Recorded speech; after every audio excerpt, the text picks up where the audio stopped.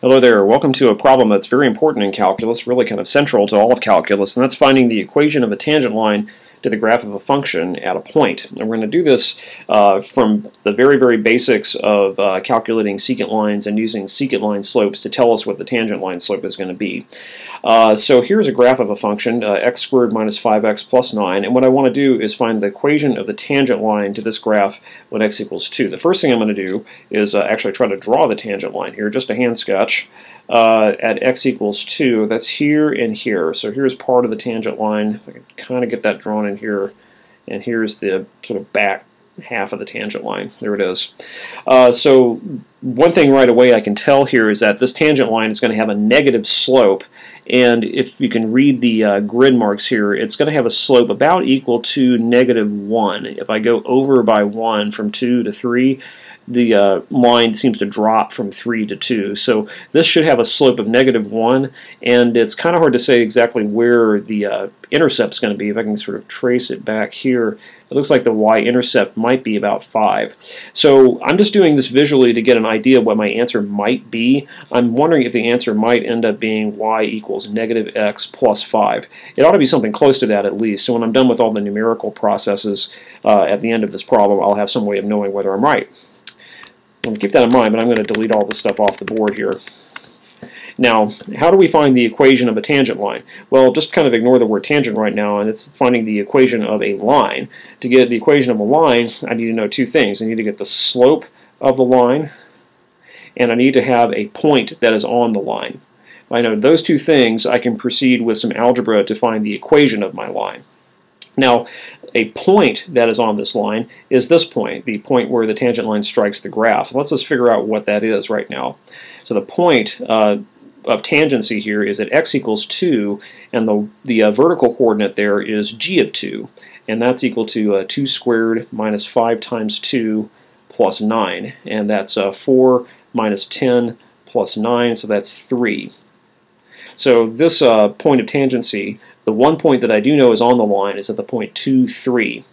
Now, what we're going to do next is find the slope of this tangent line, and this is the process that involves finding secant lines. We're going to find a sequence of secant lines that start at some point off to the right of x equals 2, and find the y-coordinates of that point, and then connect that point on the graph to 2, 3, and then find the slope of that line segment. And then repeat by moving the point closer to 2. Repeat, moving closer to 2, and so forth. And I want to choose points that are to the right of 2 and moving in closer to 2, and to the left of 2, moving in closer to 2.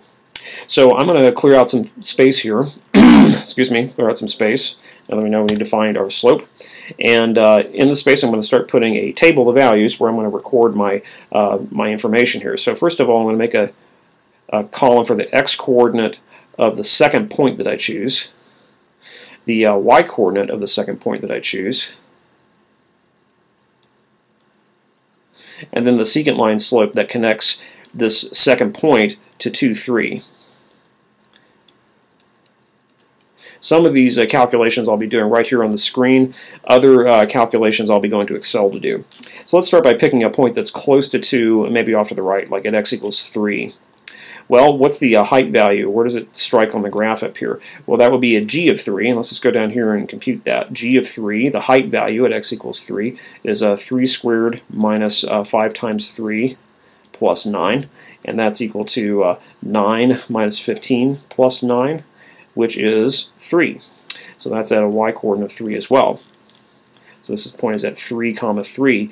And let's think about the secant line that connects those 2 points, and what's its slope?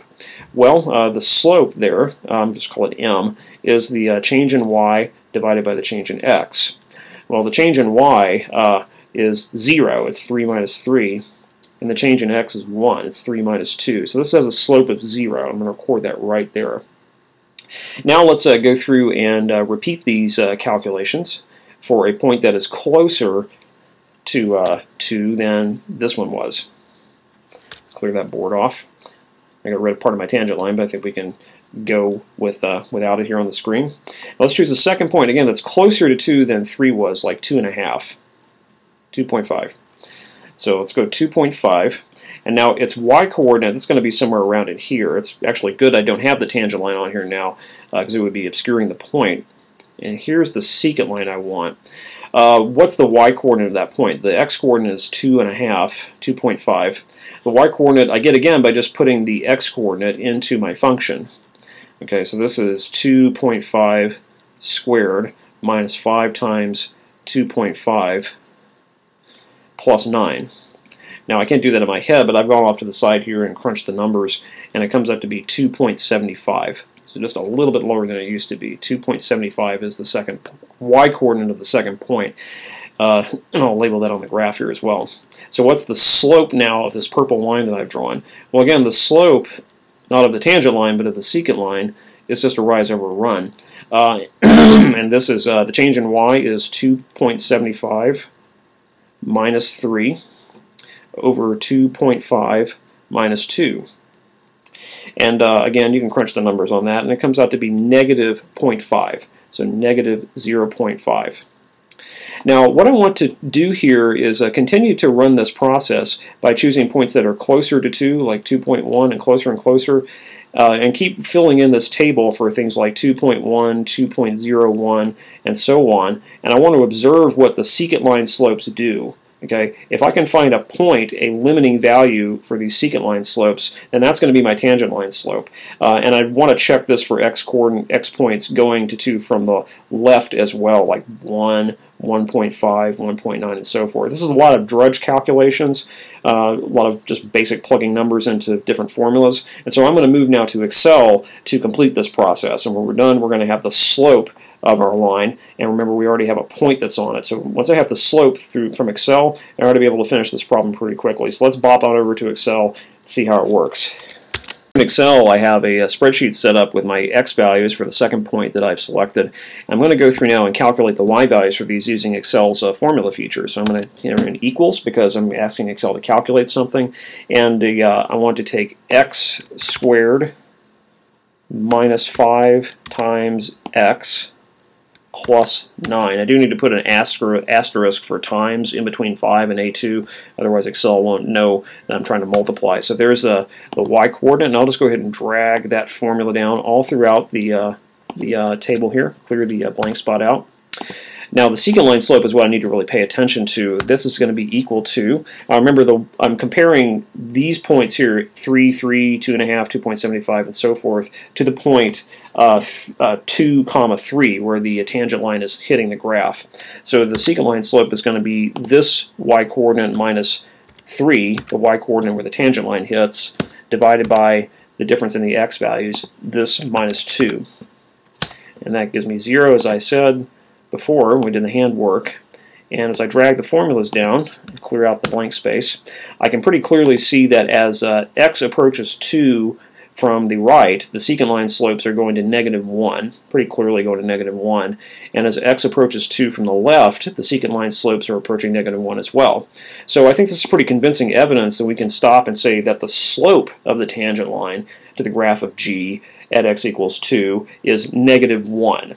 So we're going to take that slope now and go back to the handwork and see if I can come up with the equation for the tangent line.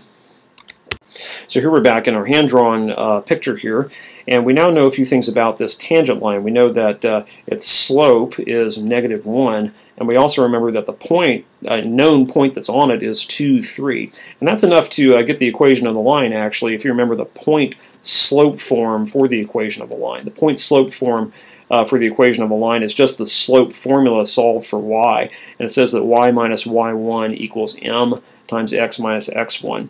Y1 and x1 are just my known points on the line, and the m is the slope. So here I'm just putting in the information that I have. I'm going to solve this now for y. Okay, so this gives me y equals -x plus 5. And that's, if you remember, what we guessed the equation of this line should be in the first place. So we see that we are getting what we expect. And this is the main tool from algebra that lets us get all the way to the end. We get the slope from a limit of secant line slopes, and we get the point because that's what it feeds us in the problem. And we put all that information together in this point slope form and end up with a right answer. So thanks, and good luck on these kinds of problems.